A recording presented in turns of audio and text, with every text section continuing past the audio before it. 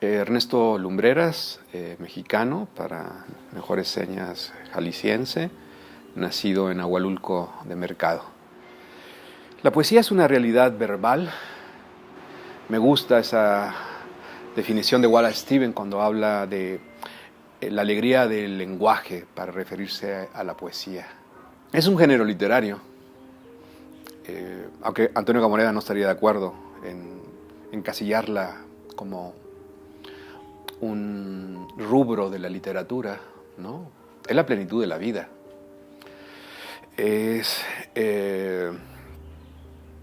la revelación de la existencia de otros mundos en este mundo, ¿no?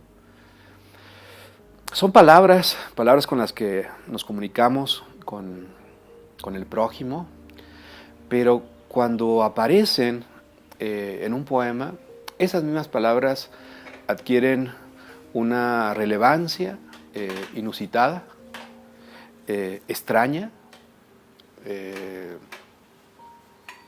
inquietante, que nos dan la pauta para decir que el mundo, el inventario del mundo es mayor que el que nos aporta la lógica, la costumbre, el sentido común. Más o menos por ahí encontraría ciertas pistas para alumbrar esta realidad siempre esquiva, siempre diciéndonos adiós, decía John Keats. Eso es la poesía, algo que siempre nos está diciendo adiós, y en esa despedida ya quien se queda con esa imagen reveladora siente esa nostalgia, ¿no? De volver a encontrarse con esa presencia que rebasa la razón humana, la lógica. Entonces tenemos ya, para decirlo muy a la portuguesa, una saudade de que vuelva a aparecer pronto, ¿no? Mira, yo nací en un pueblo de campesinos, en un pueblo donde la existencia de libros, más allá de los libros de la escuela, más allá de los libros de la biblioteca, a donde íbamos a hacer la tarea, no precisamente íbamos a leer, ¿no? Entonces, para mí sigue siendo una pregunta que todavía no le encuentro, ¿no? ¿Por qué un niño campesino de pronto sintió interés en, primero, leer? No puede ser de otra manera. Pero yo creo que la poesía estaba de pronto en ciertas conversaciones, en algunas canciones que escuchábamos en la radio o que escuchaba. Yo vivía a escasos 50 metros de una cantina, entonces era muy común que acudieran mariachis o las mismas canciones que sonaban en la rocola, ¿no? Una canción típica de la banda sinaloense es el Sauce y la Palma. Y a mí ese verso inicial, al golpe del alba la liebre es ligera, ya hay una armonía, un encantamiento musical, ¿no? Luego, bueno, mucho tiempo después descubrí que eran versos de 6 sílabas, ¿no? Pero era una revelación esos dos versos, ¿no? Al golpe del alba la liebre es ligera. Entonces, tal vez ahí hay el sedimento, en esa infancia, lejos de los libros, lejos de la poesía, lejos de la literatura, de los autores, cuando sentí un llamado que tal vez en la secundaria, por una cuestión ya meramente escolar, me topé con la poesía de Rubén Darío a partir de un encargo escolar, ¿no? Tuve que hacer el viaje a Guadalajara, ir a la librería Casarrubias y comprar una antología de Rubén Darío, pero una vez que terminé mi tarea, el libro quedó ahí, ¿no? Entonces, bueno, ¿qué hago con ese libro? Rompo las páginas para envolver pescados o no sé. Y empecé a leer a Rubén Darío. Ese fue también ya como mi encuentro muy consciente con un poeta, con una colección de poemas, y también una toma de conciencia que ese lenguaje, no obstante que eran las mismas palabras de algún modo, varias de esas palabras yo las decía con mis amigos, decía la palabra estrella, la palabra luna, la palabra amor, pero ese poeta las utilizaba y con esas mismas palabras hacía otras cosas, ¿no? Entonces por ahí ya la incógnita, la curiosidad del lenguaje de la poesía estaba muy presente. Yo creo que está muy presente la naturaleza. Aristóteles, en su poética, y también luego la vanguardia,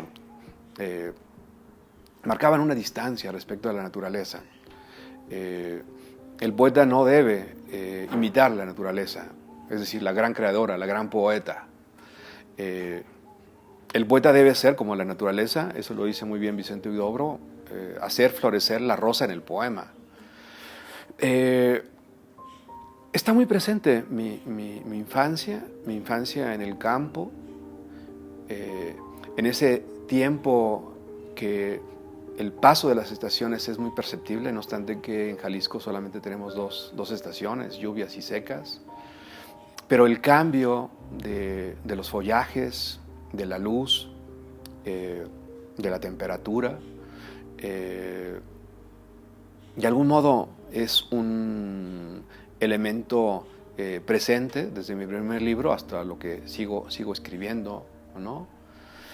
Pero también los tres temas del arte, que también pueden ser los tres temas de la filosofía, están en mi poesía, ¿no? El amor, la muerte y la sorpresa de estar aquí, ¿no? La inaudita extrañeza de estar vivos y preguntarnos por qué aquí, por qué yo, qué es esto, ¿no? Que es la base de la filosofía griega y son los temas cardinales de cualquier artista y de un poeta, ¿no? Entonces sí, el amor, la muerte, con muy particulares abordamientos son temas recurrentes en mi trabajo. Decía John Keats, poeta romántico, que de todos los oficios, el oficio del poeta es el que no tenía identidad. Tiene identidad un carpintero, tiene identidad un marinero, un maestro, pero un poeta se puede confundir, ¿no?, con un oficinista en su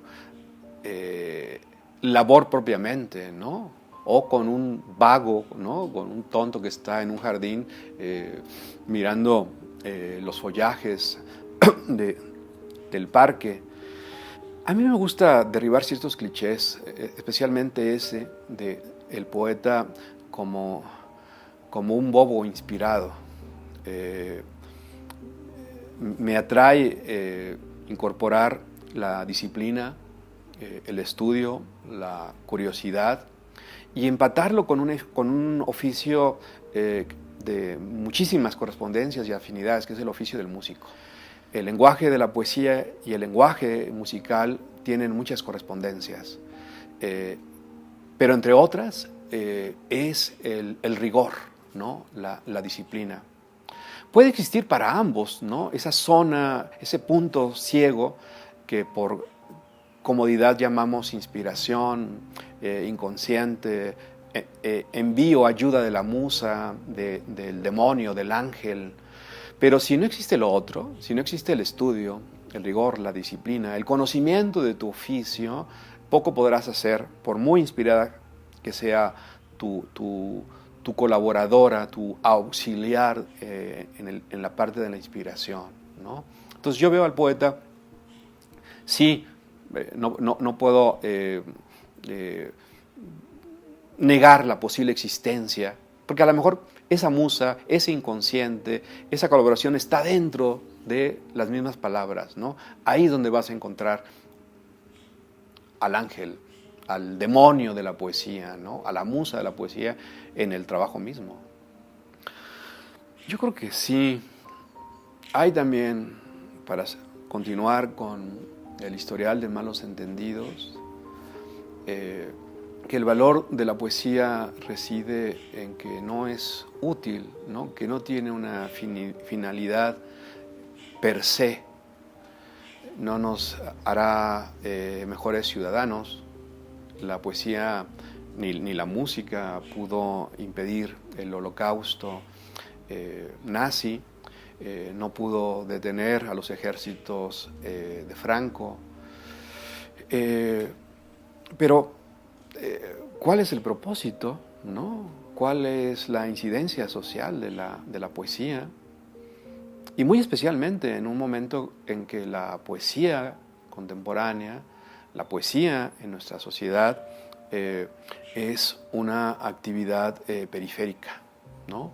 No goza del prestigio de otras épocas, cuando la poesía tenía en la discusión de la tribu una importancia, ¿no?